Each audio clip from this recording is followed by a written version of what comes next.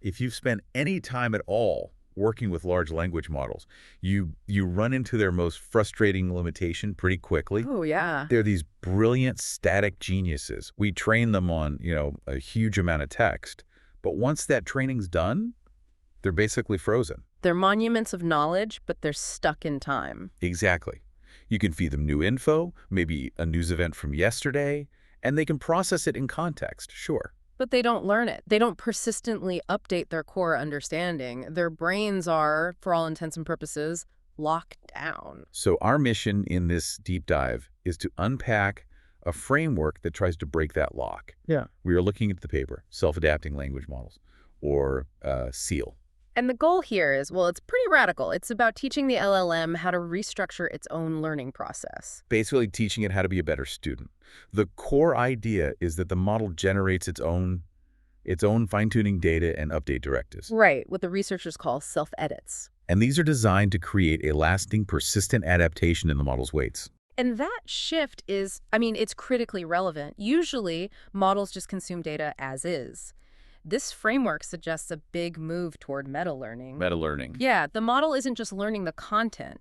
It's learning the strategy for how to assimilate that content efficiently. The analogy in the paper was perfect for this. It really was. Think of a human student studying for an exam. A passive student just tries to memorize the textbook pages, right? It's brute force. Brute force. But a great student, they actively process that raw material.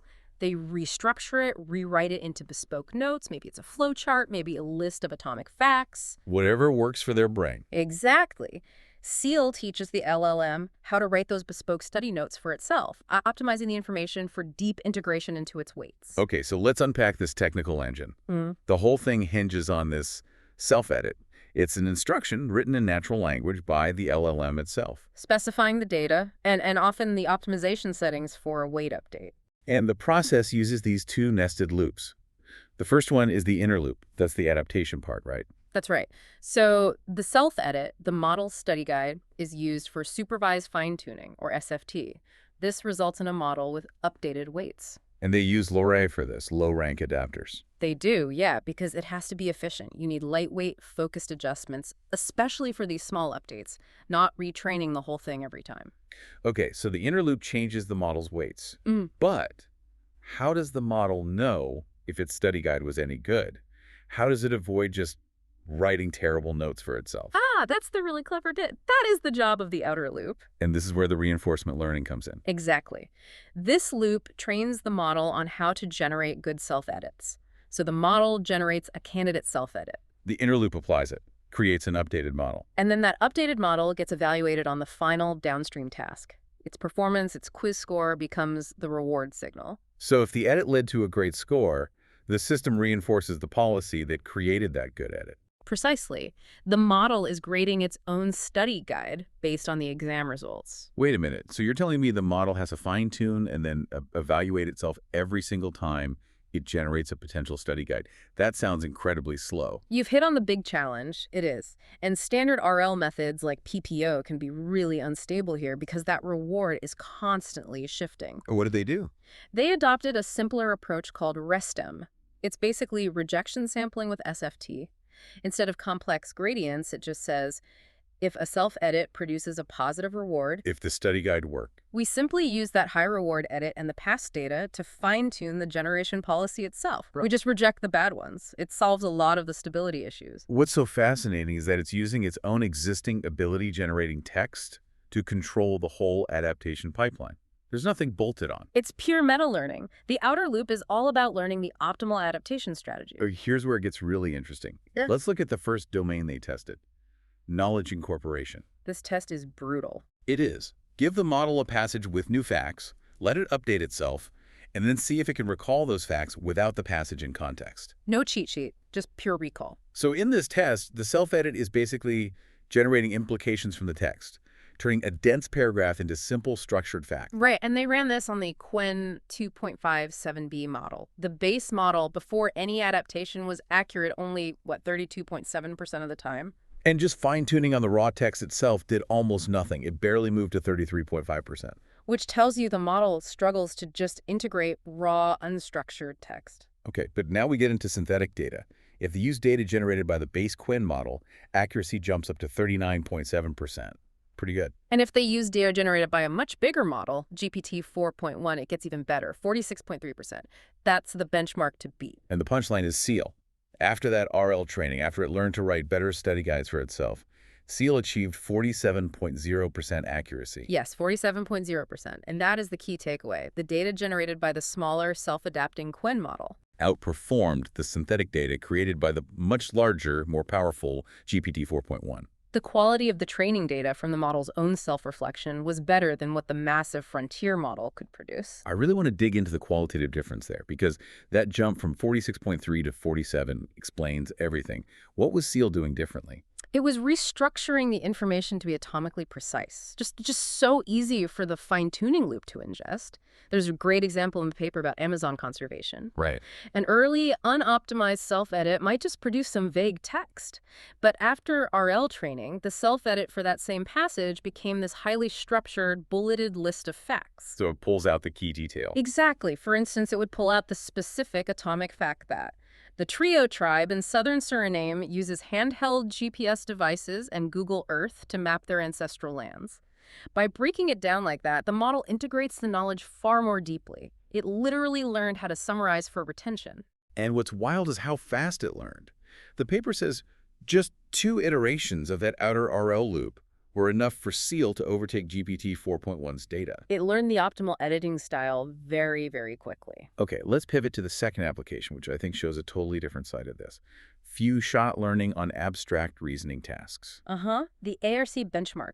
This isn't about recalling facts anymore. It's about generalizing from a tiny number of examples to solve complex pattern-matching problems. And here, the framework moves beyond just generating better data. It's autonomous system configuration. It really is. The self-edit becomes a full pipeline specification. It decides everything. So it determines which data augmentations to apply, rotations, flips, that kind of thing. And crucially, what optimization hyperparameters to use. The learning rate, number of training epochs, how to compute the loss. It's configuring its own training run. It's writing its own task-specific training manual on the fly.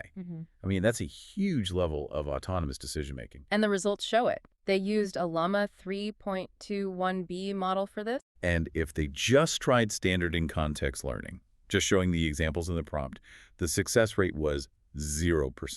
A flat zero, which is so common on these hard generalization tasks. If they used a default self-edit without the RL optimization, it only got to 20%. But with SEAL, after the RL training taught the model how to best configure its own training, the success rate shot up to 72.5%. From 0 to over 70%. I mean, that is just a staggering jump. It shows the versatility. It's not just about writing better bullet points anymore. It's about successfully configuring the entire adaptation pipeline for a brand new, highly abstract task. But while these results are pointing to this really dynamic future, we have to talk about the limitations. Absolutely.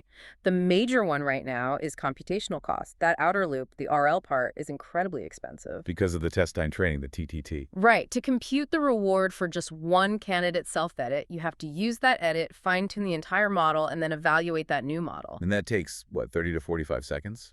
Per single evaluation, yeah. And when you compare that to typical RL where you just need a quick forward pass, this overhead makes exploration incredibly slow.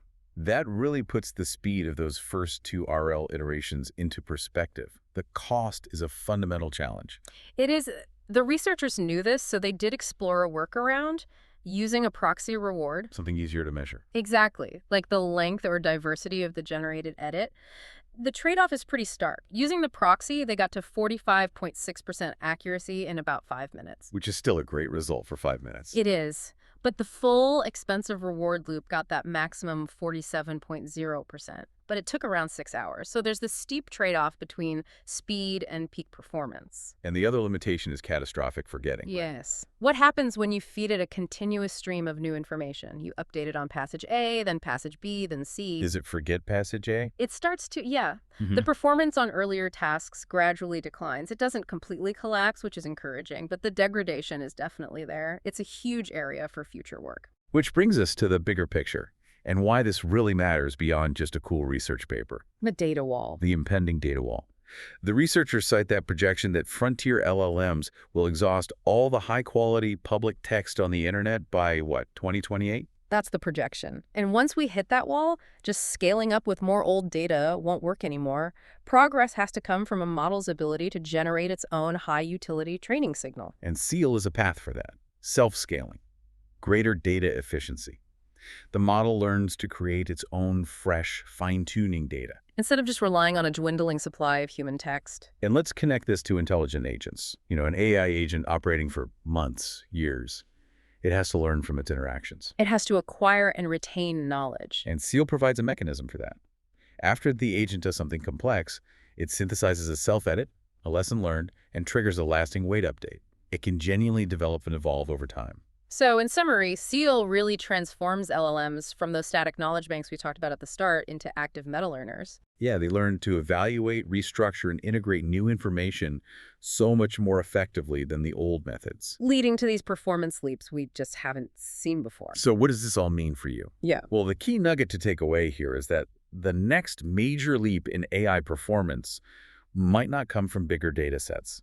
It might come from teaching models to become autonomous, discerning students of their own input. Capable of writing their own optimized study guides. Exactly. And to leave you with a provocative thought, building on that cost challenge we talked about, the paper suggests a future solution might be letting the model generate not only the self-edits, but also its own evaluation questions, its own synthetic test cases from unlabeled data. So it wouldn't need a human-defined downstream task for the reward signal. Right, so if an LLM can create its own path to self-improvement where it no longer needs human supervision to grade its own learning, what are the ultimate limits of that autonomous cycle?